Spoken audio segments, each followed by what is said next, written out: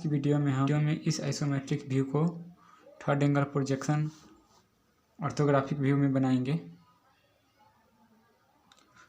कोई भी orthographic projection बनाने से पहले हमें दो लाइनिंग की ज़रूरी होती है। एक हॉरिजॉन्टल और वर्टिकल लाइन हम खींचेंगे। तो इस तरह से हम सेट स्क्वायर को बैठाकर खींच लेते हैं।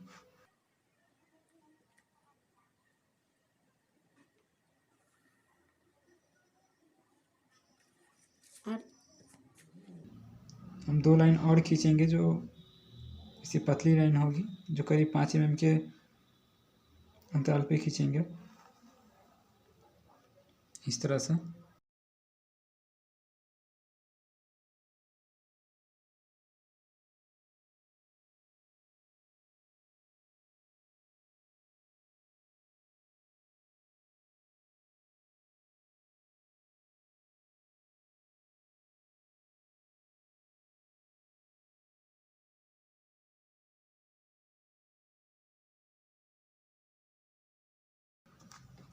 इस तरह से मेरा हॉरिजॉन्टल और वर्टिकल लाइन तैयार है।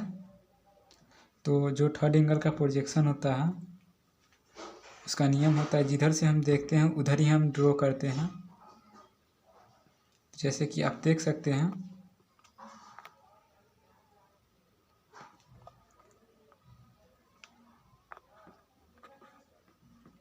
हमारा जो साइड है इस तरफ से है और फ्रंट इधर से है जो कि नीचे में है।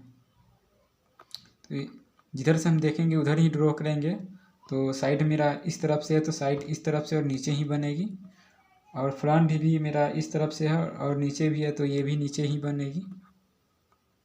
चलिए शुरू करते हैं।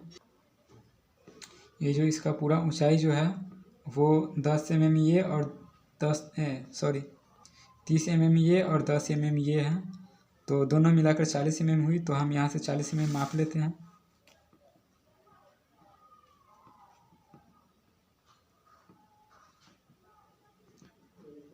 और इसकी जो ऊंचाई है वो 10 mm है, तो इस तरह से हम काट देते हैं 10 mm। और ये हमारा 50 mm है, तो चलिए इस तरह से 50 mm माप लेते हैं।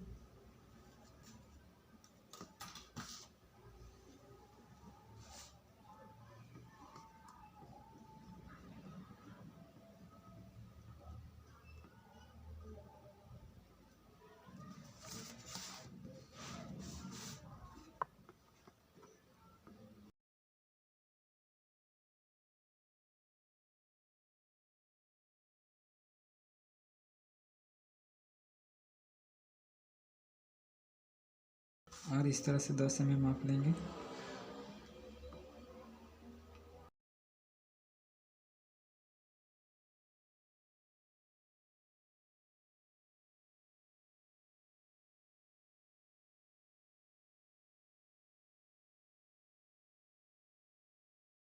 यहाँ से और यहाँ की जो दूरी है वो 50 mm है, और यहाँ से यहाँ की जो दूरी है वो 15 mm इधर और 15 mm इधर से है।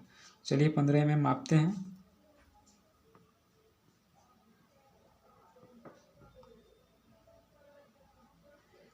और 15 mm इधर से और 15 mm इधर से काट देते हैं।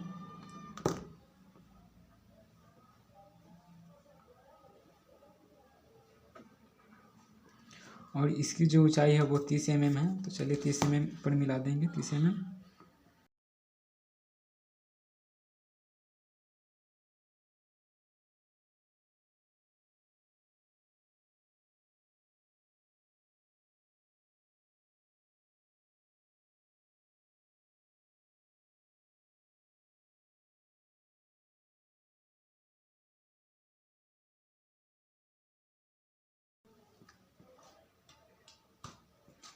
और इस व्यू में आप देख सकते हैं कि इसके बीच एक हॉल है जिसे हमें हिडन लाइन की सहायता से दिखानी पड़ेगी। चलिए इसे भी देख लेते हैं। ये 5 mm के अंतराल पे है, तो चलिए 5 mm माप लेते हैं।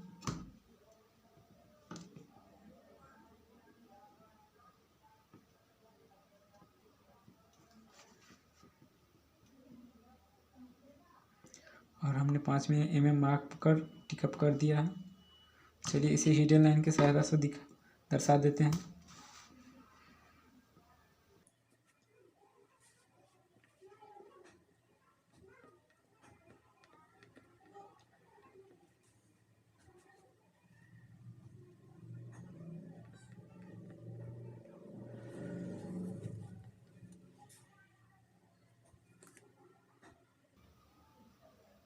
अब चलिए फ्रंट बनाएंगे। ये हो गया मेरा फ्रंट, और पूरी फ्रंट की जो लंबाई है वो 60 mm है। तो चलिए 60 mm मापते हैं।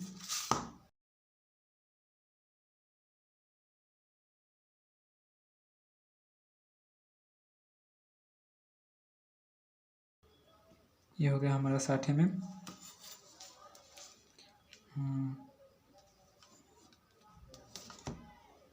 तो ऊंचाई है वो 30 mm ये, और 10 mm यानी कि 40 mm। चलिए 40 mm माप लेते हैं।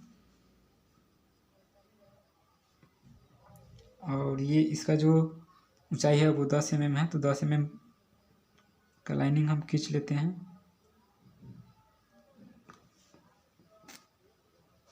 और यहाँ से यहाँ की जो दूरी है वो 60 mm है। चलिए 60 mm मापते हैं।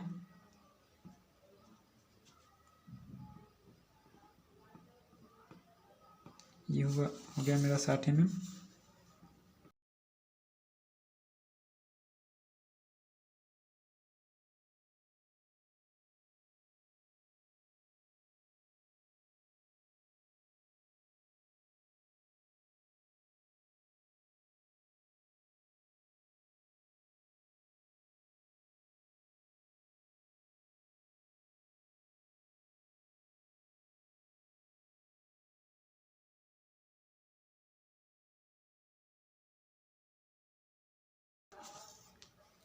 और देख सकते हैं इसकी यहाँ से यहाँ की जो दूरी है वो 20 mm, और ये भी 20 mm है। तो चलिए 20 mm माप लेते हैं।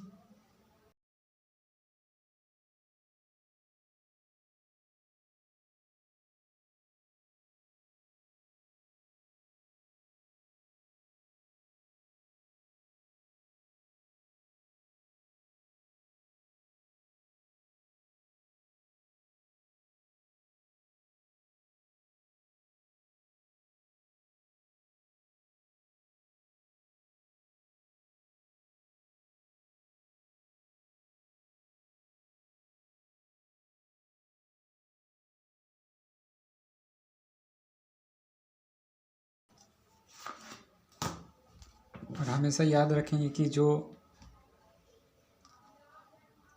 छुपी हुई भाग को हमेशा हम हिडन लाइन की सहायता से ही दिखाएंगे। देख सकते हैं यहाँ पे अंदर में हॉल है, इसे दिखाने के लिए हम डॉटेड लाइन का उपयोग करेंगे। चलिए 5 mm माप लेते हैं।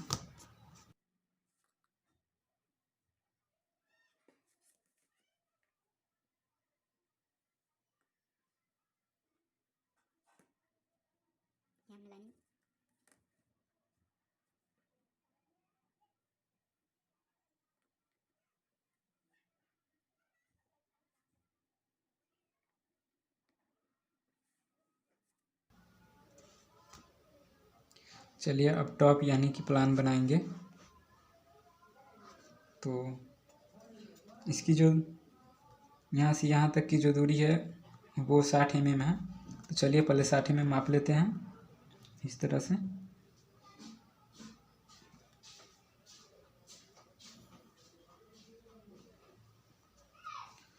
और यहाँ से यहाँ की जो दूरी है वो भी 50 mm है, वो भी माप लेते हैं।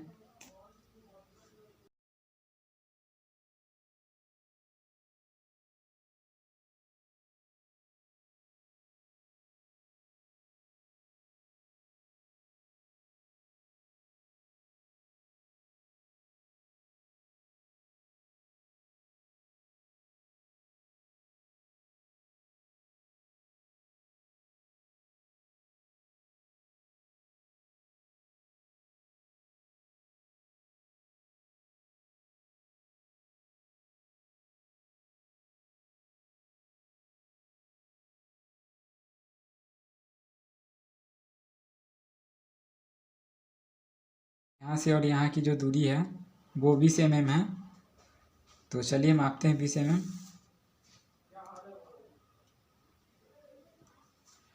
और यहाँ पे हम टिकअप कर देंगे और इधर से भी 20 mm माप के टिकअप कर देते हैं।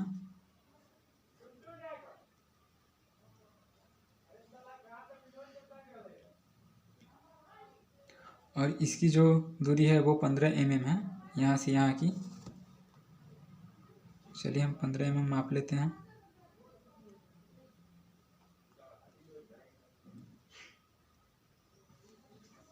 जो टिकअप हमने लगाया हो उस दोनों सिरों को मिलाते हुए 15 mm की दूरी मापने के बाद हम टिकअप लगाएंगे।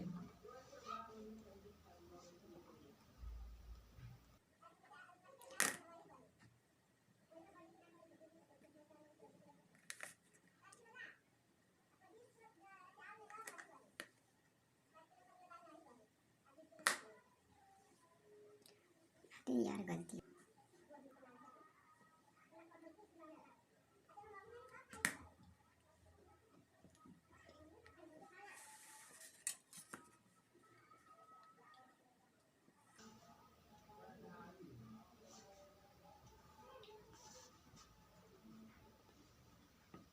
देख सकते हैं इस व्यू में ये जो हमारा अंतराल है ये 5 mm का है। तो चलिए 5 mm माप लेते हैं।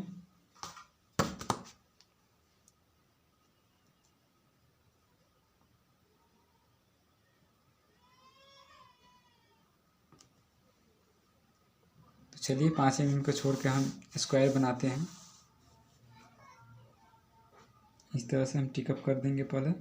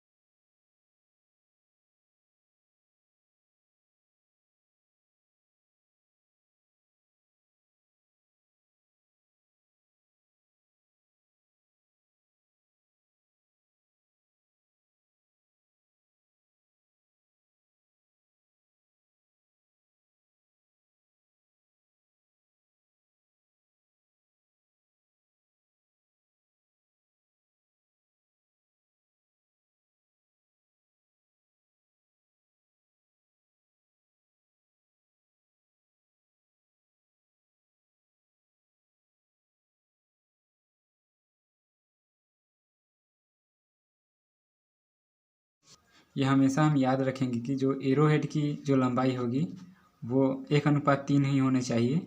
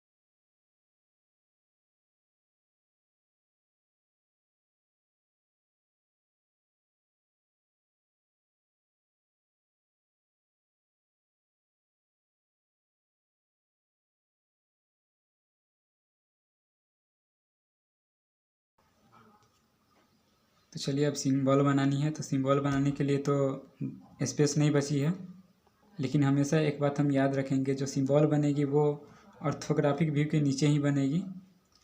चलिए स्पेस खाली ना होने की वजह से हम ऊपर ही बना लेते हैं, लेकिन आप लोग हमेशा एक बात याद रखेंगे कि जो सिंबल बनेगी वो हमेशा ऑर्थोग्राफिक व्यू के नीचे ही बनेगी।